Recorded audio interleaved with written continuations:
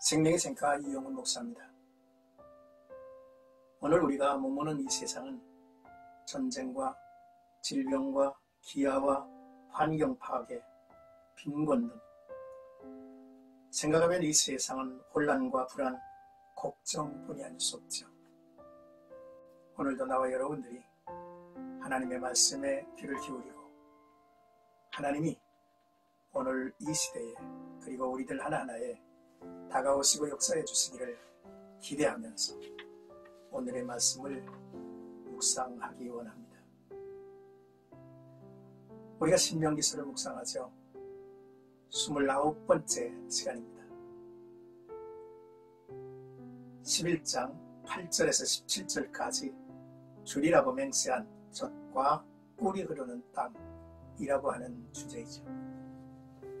모세는 이스라엘 백성들이 들어가 정착할 약속의 땅이 어떤 땅인지에 대하여 설명하고 그 땅에서 뿌리를 내리고 장구할 것을 기원하며 하나님의 모든 명령을 지키도록 권하고 있습니다.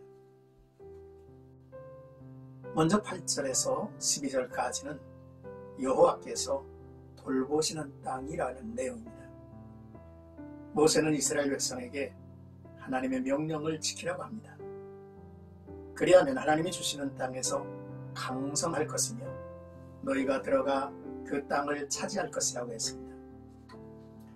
하나님이 약속한 땅은 지금까지 보았던 애굽 땅과 전혀 다릅니다. 애굽 땅은 발로 물대기를 해야 하는 인간의 노력과 수고가 필요한 땅입니다. 하지만 이스라엘 백성이 들어가서 차지할 땅은 그렇지 않다는 것이죠. 산과 골짜기가 있어서 비를 흡수하는 땅이라 합니다. 자연적으로 수로와 관계시설이 형성되어 있기도 하죠. 그리고 젖과 꿀이 흐르는 땅이라 했는데 성경에서 은혜와 축복을 표현할 때 자주 쓰는 표현이죠.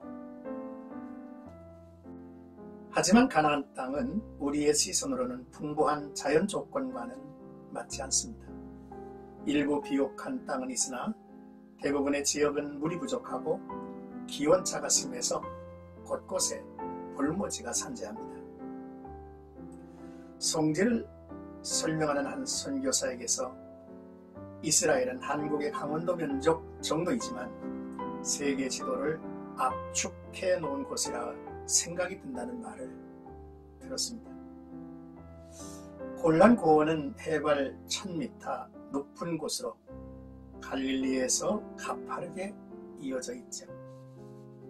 또 이 땅의 젖줄긴 물은 갈릴리 호수에서 사해까지 이르는 요단강이며 그 너비는 셋강 정도입니다. 이 요단강 물은 흘러 이스라엘 남단 해저 400m인 사해에 갇히게 되고 소금바다를 이룹니다. 이 좁은 땅에 어쩌면 광야가 있고 또 미국의 그랜드 캐니언을 옮겨놓은 곳도 있습니다. 젖은 짐승에게서, 꿀은 야산에서 채취하는 것인데 비옥한 땅에서 얻을 수 있을 것입니다. 이처럼 우리의 눈으로 불가능하게 보이는 자연 조건이지만 하나님은 놀라운 말씀을 해주시죠. 하나님이 돌보아 주시는 땅이라는 것입니다. 연초부터 연말까지 1년 내내 하나님의 눈이 항상 그 위에 있기 때문이죠. 눈은 관심과 사랑과 보살핌을 의미하죠. 자연 환경으로는 젖과 꿀이 흐르는 땅이 아니지만 하나님이 함께 하시고 돌보아 주시기 때문에 젖과 꿀이 흐르는 땅이라는 것입니다. 하나님이 함께 하시는 곳이면 거룩한 땅이요 젖과 꿀이 흐르는 땅이 될 것이기 때문이죠. 13절에서 17절까지는 적당한 때에 내리는 이른 비와 늦은 비라는 내용입니다. 모세는 가나안이 가나안되기 위해서 오늘 너에게 명하는 내 명령을 너희가 만일 청종하고 너희 하나님 여호와를 사랑하며 마음을 다하고 뜻을 다하여 섬기면 이라고 했습니다. 하나님은 약속의 땅 가나안 땅에 이른 비와 늦은 비를 적당한 때에 내려주심으로 이 척박한 땅이 젖과 꿀이 흐르는 땅이 된다는 것입니다. 제가 시카고에서 3시간가량 달렸을까? 일리노이주 청사와 링컨의 생가, 또 일리노이 주립 공원 묘지를 방문한 기억이 있습니다. 시카고에서 아무리 달려도 산등성 하나 보이질 않는 평지의 도로였죠. 우리를 인도해 주신 장로님의 말이 기억이 납니다.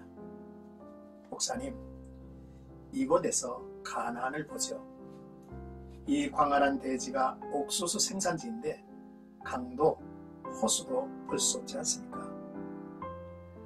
그런데 적당한 때에 하늘이 비를 내려서 엄청난 수확을 거둡니다.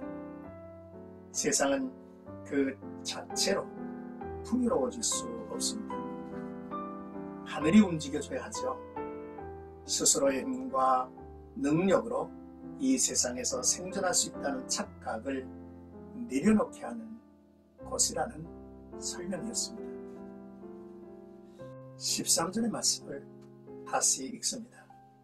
오늘 너희에게 명하는 내 명령을 너희가 만일 청종하고 너희 하나님 여호와를 사랑하며 마음을 다하고 뜻을 다하여 섬기면 하늘의 보고를 열어주시는 하나님이시라는 것이죠.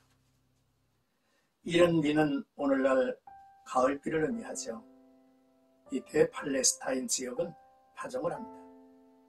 또한 늦은 비는 봄비입니다. 이때 팔레스타인 지역은 추수를 합니다. 농작물이 풍성한 열매를 맺는데 결정적인 역할을 하는 것이 하늘에서 내리는 비죠. 당시 농사가 주력 산업이었던 것을 감안하면 농사의 성패는 시시때때로 적당한 때에 하나님이 주시는 은혜가 있어야만 했습니다. 오늘날도 마찬가지죠. 하나님이 베풀어 주시는 은혜가 있어야 성도들의 삶이 형통할 수가 있습니다.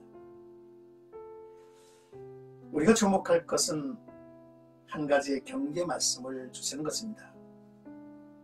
이스라엘 백성이 마음의 미혹이 되어 하나님을 섬기지 않고 우상을 섬긴다면 하늘이 문을 닫는다는 것입니다.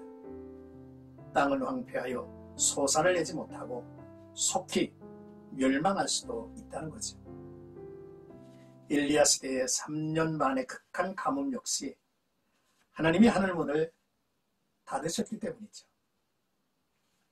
사랑하는 생각가족 여러분, 하나님이 함께 하시는 곳이면 어느 곳이나 젖과 꿀이 흐르는 땅이 될 것입니다. 하나님이 함께 하시면 하늘의 문이 열리죠.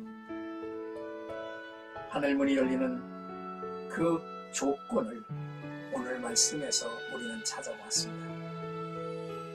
나와 여러분들의 이 한날이 하나님께서 명하신 말씀을 따라 순종하며 사는, 그래서 이 척박한 세상을 하나님의 은총으로 기름지게 하는 나와 여러분들이 되기를 주님의 이름으로 축복합니다.